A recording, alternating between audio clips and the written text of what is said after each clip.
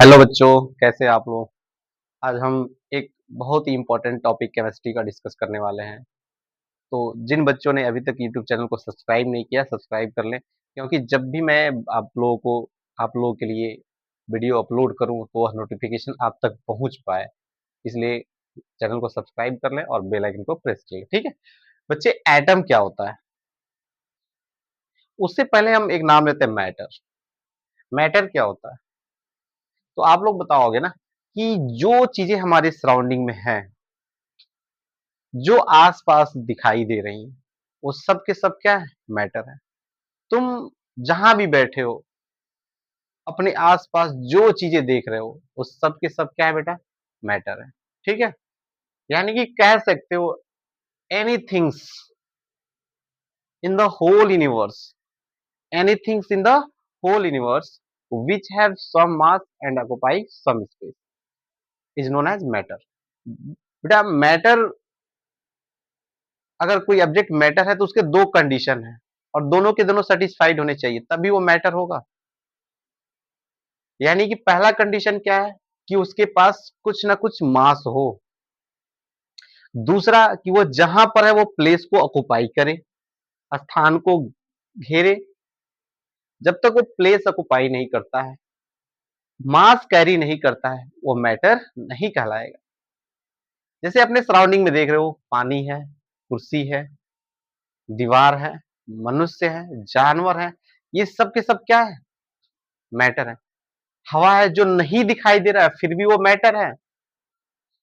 क्यों मैटर है? क्योंकि वह मैटर के जो कंडीशन है उसको फॉलो करता है, उसको सेटिस्फाइड करता है। जैसे आप देखो, एक गुब्बारा ले लो,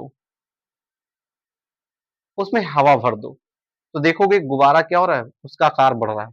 यानी कि गुब्बारे के अंदर जो हवा जा रही है, गैस जा रही है, वो अपना प्लेस ऑक्युपाई कर रही है। पहला कंडीशन हो गया। उसके बाद से उसको मेजर कर लो, उसका वेट नोट कर लो, फिर से हवा निकालने के बाद से उसको मेजर करो, उसकी वेइंग मशीन पे उसका वेट नोट कर लो। दोनों में डिफरेंस दिखाई दे देगा। जब हवा थी उसका वेट ज्यादा था, जब हवा निकल गई उसका वेट कम हो गया। अर्थात हवा भी क्या कर रही है? मैटर के दोनों कंडीशन को सेटिस्फाइड कर रही है। यानी कि वह प्लेस भी ऑक्युपाई कर रही है और मास भी कैरी कर रही है। अर्थात हमारी हवा जो है, गैस, वो क्या है? मैटर है। बच्चे मैटर जो है वो किससे बना होता है? तो आज से बहुत साल पहले, लगभग 400 ईसा पूर्व, एक यूनान के एक दार्शनिक थे, डेमोक्रिटस। और उससे 150 वर्ष पहले, यानी कि आज से 600 ईसा पूर्व, एक ऐसे फिलोसफर जो भारतीय मुल्क से बिलोंग करते हैं, जिनका नाम था महर्षि कणाद। ठीक है? यानी कि हम बहुत समय पहले की बात कर रहे हैं। किस लिए? इस एटम को समझने के लिए, इस एटम की डिस्कवरी को स्टेप बाय स्टेप समझने के लिए, कि एटम को कैसे कैसे समझा गया और आज हम लोग एटम को कैसे जानते हैं। और एटम को इतना जानते हैं तभी तो हम केमिस्ट्री को इतना बढ़िया से एक्सप्लोर कर पाते हैं, पढ़ पाते हैं, समझ पाते हैं। तो मैटर को मैंने बताया, anythings in the whole universe which have some mass and occupy some space is known as matter. और ये मैटर किससे बना होता है बेटा? Matter is made up of smallest particles is known as atom. Matter छोटे छोटे कणों से मिलकर के बना होता है, जिसे हम एटम कहते हैं। और आज से 600 ईसा पूर्व एक भारतीय नागरिक, जिनका नाम था महर्षि कणाद, लगभग आज से 600 ईसा पूर्व उन्होंने बताया कि मैटर जो होता है वो छोटे छोटे कणों से मिलकर के बना होता है। उसी को हम परमाणु कहते हैं। उन्होंने नाम क्या रखा? परमाणु। एटम नहीं कहा उन्होंने, परमाणु कहा। यानी कि उन्होंने कहा किसी भी मैटर को ले लो, उसके टुकड़े करते जाओ, उसको डिवाइड करते जाओ। After some times you get a small particle which can not be divide. यानी कि आप जब डिवाइड करते जा रहे हो तो एक समय ऐसी स्थिति आएगी जब उसको आप डिवाइड नहीं कर सकते, वो बहुत ही स्मॉलेस्ट हो जाएगा, बहुत छोटा हो जाएगा, स्मॉलेस्ट पार्टिकल मिलेगा, अकॉर्डिंग टू द महर्षि कड़ा। तो उन्होंने उसी पार्टिकल का नाम परमाणु दिया। लगभग 150-200 वर्ष बीतने के बाद यूनान के एक दार्शनिक थे जिनका नाम था डेमोक्रिटस, और एक और दार्शनिक थे उनका नाम लियोसिपस था। इन्होंने इन दोनों ने भी सेम चीजों को रिपीट किया कि आप मैटर ले लो कोई, उसके टुकड़े करते जाओगे ना, तो एक ऐसा पार्टिकल मिलेगा जिसे आप डिवाइड नहीं कर सकते हो, लेकिन उस पार्टिकल का नाम इन्होंने क्या रखा? महर्षि कणाद ने क्या रखा था? परमाणु। इन्होंने रखा एटम। यानी कि इसी एटम का नाम भारतीय जो फिलासफर थे उन्होंने क्या रखा था? परमाणु रखा। ये जो थे यूनान के लोग थे और ये हमारे इंडियन थे। यानी महर्षि कणाद ने परमाणु बताया और डेमोक्रिटस और लियोसिपस ने एटम बताया। कब की बात है? ये तो हमें 600 ईसा पूर्व, और ये लगभग 4 से 450 ईसा पूर्व की बात है।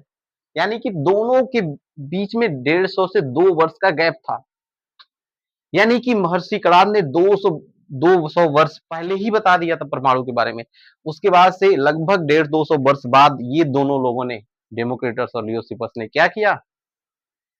एटम को नाम, उसी परमाणु को क्या कह दिया? एटम कह दिया। बाकी कोई ज्यादा डिफरेंसेस नहीं थे दोनों के विचारों में। बाद में 18 सेंचुरी में एक जॉन डाल्टन नाम के साइंटिस्ट आते हैं और सेम एक्सपेरिमेंट को परफॉर्म करते हैं और सेम वही सारी चीजें जो डेमोक्रिटस लियोसिपस ने बताया था उसी को रिपीट करते हैं कि atom is the smallest particle which cannot be divided by further reaction, या एटम इज इंडिविजुअल पार्टिकल्स। इन्होंने क्या कहा? अपने विचारों में, अपने प्रयोग के आधार पर एटम को इंडिविजुअल पार्टिकल कह दिया।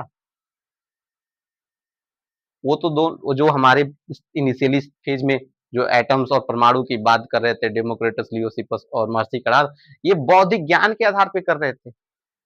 लेकिन ये तो साइंटिस्ट थे, अपने प्रयोग के आधार पर इन्होंने क्या कहा कि एटम क्या है? इंडिविजुअल पार्टिकल, इसको डिवाइड नहीं कर सकते हैं। लेकिन यह मामला लंबे समय तक चला।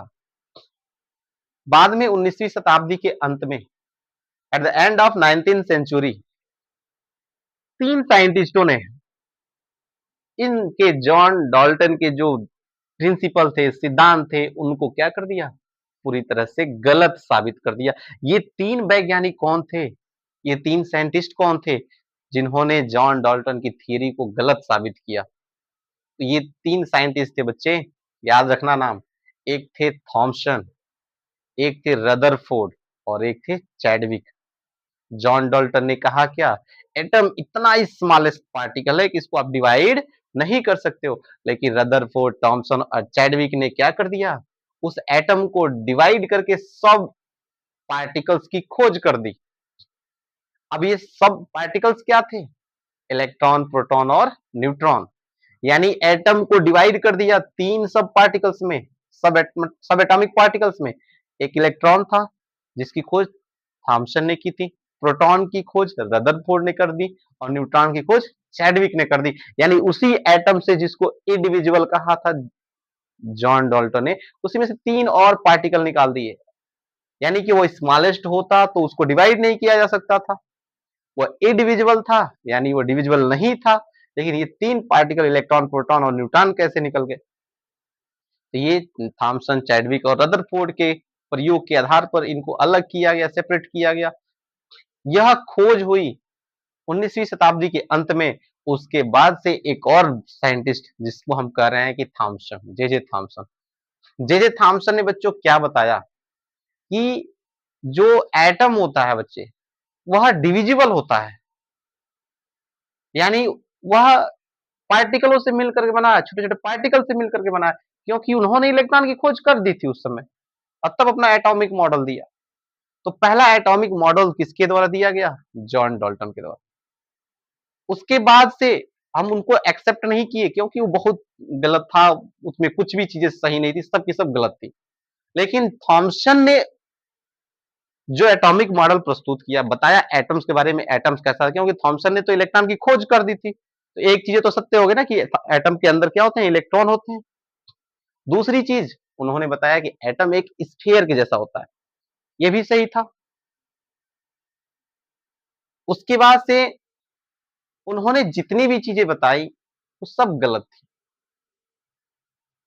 उन्होंने बताया कि एटम जो होता है वाटरमेलन के जैसा होता है। एटम जो होता है उसमें इलेक्ट्रॉन प्रोटॉन चारों तरफ फैले होते हैं।